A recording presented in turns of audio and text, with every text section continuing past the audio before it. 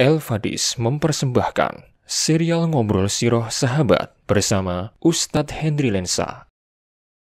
Bismillahirrahmanirrahim. Assalamualaikum warahmatullahi wabarakatuh. Alhamdulillahi rabbil alamin. Wassalatu wassalamu ala ashrafil anbiya'i wal mursalin Nabiyyina Muhammadin wa ala alihi wa ashabihi ajma'in.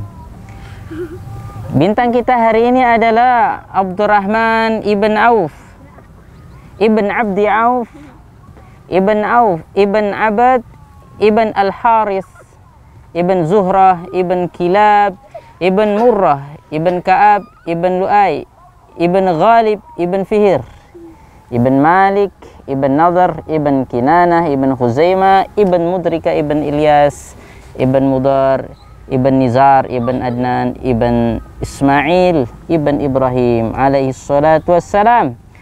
Dia adalah sahabat Nabi Muhammad SAW yang usianya terpaut dengan Nabi sekitar 10 tahun karena dilahirkan setelah tahun gajah 10 tahun kemudian. Abdurrahman ibn Auf sebelum masuk Islam, ia memang seorang pemuda yang cerdas dan berpikir luas, wawasannya melampaui orang-orang yang ada di zamannya, sehingga dengan kecerdasan beliau dan kesucian hati yang beliau miliki ketika Nabi Muhammad SAW mengajak manusia di Mekah untuk mengatakan la ilaha illallah Muhammad Rasulullah, beliau termasuk orang yang pertama dan awal-awal menyambut seruan Rasulullah SAW. Jadi beliau termasuk as-sabiquna al-awwalun. Beliau adalah senior dari senior orang-orang yang beriman. Penduduk Mekah tidak banyak waktu itu. Orang-orang yang masuk Islam di zaman Nabi Muhammad SAW, ketika Nabi Muhammad berdakwah, mulai dakwah sirriyah dan dakwah jahriyah, yang masuk Islam sekitar 100-an orang saja. Jadi awal-awal Islam itu Nabi Muhammad, Abu Bakar As-Siddiq, Abdurrahman bin Auf, Sa'ad bin Abi Waqqas, Zubair bin Awam, Tolha bin Ubaidillah, nama-nama yang bisa dihitung dengan jari. Jadi kita tegaskan sekitar 13 tahun Nabi memeras keringat, banting tulang untuk meyakinkan manusia terhadap tauhid la ilaha illallah, yang beriman sekitar 140 atau 100 sekian jiwa, karena memang juga penduduk waktu itu tidak padat. Ala kulli hal, Abdurrahman bin Auf adalah sahabat Nabi Muhammad SAW yang mempunyai kedudukan tinggi di hadapan Nabi Muhammad SAW dan sahabat-sahabat yang lain. Ketika Abdurrahman bin Auf masuk Islam, ia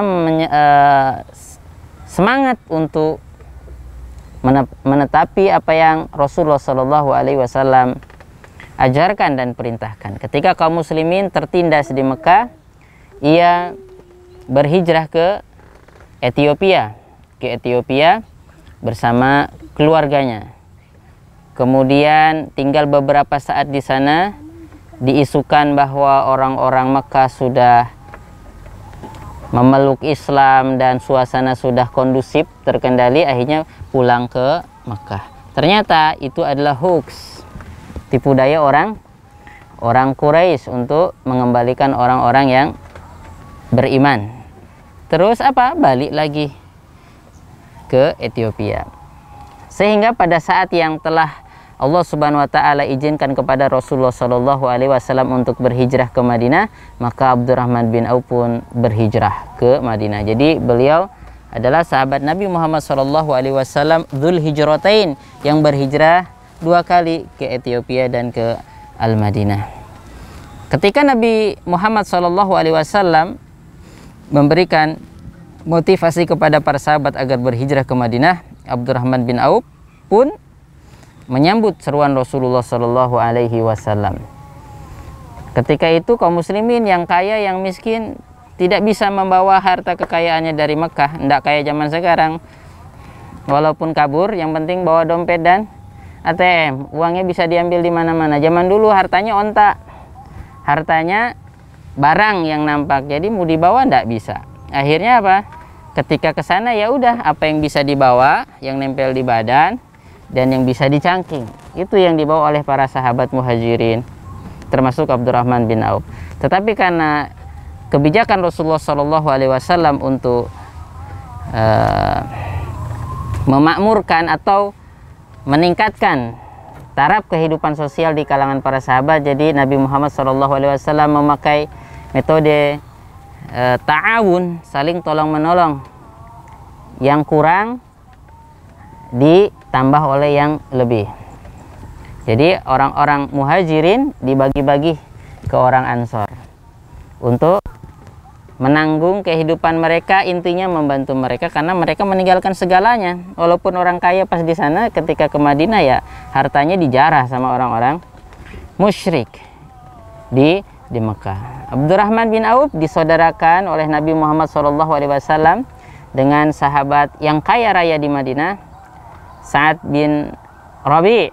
Nah, karena kebaikan orang-orang Ansor termasuk saat ini dia mengatakan ana aktsaru al-ansor malan wa walada, saya termasuk orang yang paling kaya di Madinah. Saya punya 2 kebun yang sangat luas dan subur. Kamu pilih satu dah, terserah yang mana wahai Abdurrahman. Saya juga punya keluarga. Kalau kamu mau saya ceraikan satu, setelah selesai masa iddahnya kamu nikahi. Saking baiknya orang-orang Ansor. Tetapi Abdurrahman bin Auf itu mentalnya mental orang mulia, bukan mental biasa-biasa saja. Karena diajarin oleh Nabi agar seseorang itu punya kewibawaan. Jadi sampai konsep tangan di atas lebih baik daripada tangan di bawah. Al-yadu al-ulya khairun min yadis sufla. Tangan di atas yang memberi lebih mantap daripada yang menerima. Jadi Abdurrahman bin Auf karena kebesaran hatinya, bukan kesempatan dalam kesempitan, dikasih sama donatur. Nah, donatur ngasih ya langsung ahlan wa sahlan mungkin kalau kita. Tetapi Abdurrahman bin Auf tidak seperti itu. Ia hanya berkata, barakallahu laka wa fi ahlika wa malika. Mudah-mudahan Allah memberkatimu, keluargamu dan hartamu. Tolong tunjukkan saya pasar dah. Akhirnya apa? Ditunjukkan pasarnya Yahudi, Bani Qainuqa. Akhirnya karena otaknya itu otak bisnis, kemudian orangnya pantang menyerah. Setelah 2 minggu bisnis dengan modal pas-pasan sudah bisa nikah. Setelah 2 minggu kemudian nikah. Ketika pada satu hari Nabi Muhammad melihat bekas wewangian wanita di baju Abdurrahman bin Auf. Kemudian Nabi bertanya, Mahiyam, ada apa wahai Abdurrahman bin Auf? Tazawwajtu ya Rasulullah. Minman, dengan siapa? Imro'atan minal ansor, dari seorang wanita dari kalangan Ansor. Jadi tadinya modal dengkul, nah sudah bisa sukses itu, sungguh-sungguh. Nah, apa maharnya? Kata Nabi Muhammad SAW, wazna nawatin min dahab. Satu nawah itu biji kurma. Jadi emas seberat biji kurma, ringan sekali. Kata Nabi Muhammad, aulim walau bisa. Hendaknya kamu mengadakan walimah walaupun dengan 1 ekor kambing saja. Ini awal-awal kehidupan Abdurrahman bin Auf. Siapa sangka setelah beberapa tahun kemudian Abdurrahman bin Auf itu tercatat menjadi miliardernya kaum muslimin, bahkan orang-orang yang ada di masanya, karena keuletan beliau. Nabi pernah mengatakan kepada Abdurrahman bin Auf, insya Allah ya Rasulullah walimah, barakallahu fi safqati yaminik. Mudah-mudahan Allah Subhanahu wa taala memberkati setiap gerak-gerik tanganmu, setiap apa yang dilakukan oleh tanganmu. Ternyata benar, Abdurrahman bin Auf kemudian Allah Subhanahu wa taala berikan kemudahan dalam karir jual belinya, bisnisnya, sehingga menjadi sahabat terkaya di Madinah. Setelah Rasulullah meninggal, yang membantu serta menjadi donatur untuk istri-istri Nabi Muhammad SAW adalah Abdurrahman ibn Auf.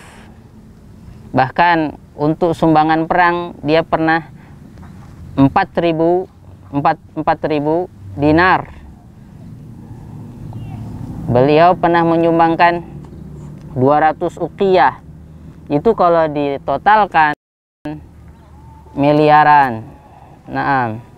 Bahkan ketika meninggal, istrinya ada 4, setiap istri mendapatkan 80.000 dinar.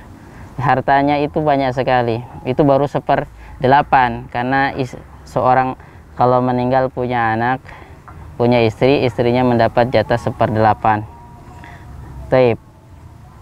Teman-teman yang dirahmati Allah Subhanahu wa taala, Abdurrahman bin Auf tidak hanya berjihad dengan hartanya, tetapi dia berjihad dengan jiwanya. Ia bersama Nabi SAW mengikuti perang Badar, perang Uhud, perang Khandaq, semua peperangan beliau ikuti. Jadi Abdurrahman bin Auf totalitas yang ia miliki sudah tidak diragukan. Sehingga ketika satu saat terjadi perselisihan antara Abdurrahman bin Auf dengan Khalid bin Walid, Khalid bin Walid sedikit mengkritik Abdurrahman bin Auf. Kemudian Nabi Muhammad SAW marah dan mengatakan, la tasubbu ashabi, jangan engkau mencela sahabatku. Fawalladzi nafsi biyadi law anna ahadakum anfaqa mithla uhudin dahaban ma balagha nasifahu. Seandainya, jangan mencela sahabatku, ini ditujukan kepada Khalid bin Walid, pedang Islam, Saifullah, pedang Allah Subhanahu wa taala. Ketika Khalid bin Walid mengkritik Abdurrahman bin Auf dengan sedikit adab yang kurang, Rasulullah SAW mengingatkan, Abdurrahman bin Auf adalah seniornya umat Islam. Jangan sampai dicela. Seandainya kalian ini berinfak seperti gunung Uhud berupa emas, tidak akan setara dan seimbang dengan setengah mudnya mereka ketika bersedekah. Termasuk Abdurrahman ibn Auf. Abdurrahman bin Auf adalah satu-satunya sahabat Nabi SAW yang pernah menjadi imam, dan makmumnya adalah Sayyidul Anbiya wal Mursalin. Manusia paling mulia, Nabi paling mulia dan tinggi derajatnya itu Nabi Muhammad. Pernah jadi imamnya siapa? Pernah jadi makmumnya Abdurrahman bin Auf. Itu kejadiannya ketika perang Tabuk. Kaum muslimin semangat untuk sholat di awal waktu. Kemudian Rasulullah SAW ada keperluan sehingga tidak bisa mengimami sholat berjamaah. Akhirnya para sahabat sepakat untuk menyuruh Abdurrahman bin Auf menjadi imam sholat pengganti Rasulullah SAW. Setelah 1 rakaat pertama baru Rasulullah SAW datang. Ini sahabat yang pernah mengimami Rasulullah SAW. Itulah totalitas Abdurrahman bin Auf Az-Zuhri radhiyallahu ta'ala anhu. Tashabbahu bil kiram fa in lam takunu mithlahum fa inna tashabbuh bil kirami falahu. Akhiru da'wana anilhamdulillahi rabbil alamin. Teman-teman pemirsa El-Fadis yang dirahmati Allah Subhanahu wa taala, jangan lupa ikuti terus episode Ngobrol Siloh di serial mendatang. Wassalamualaikum warahmatullahi wabarakatuh.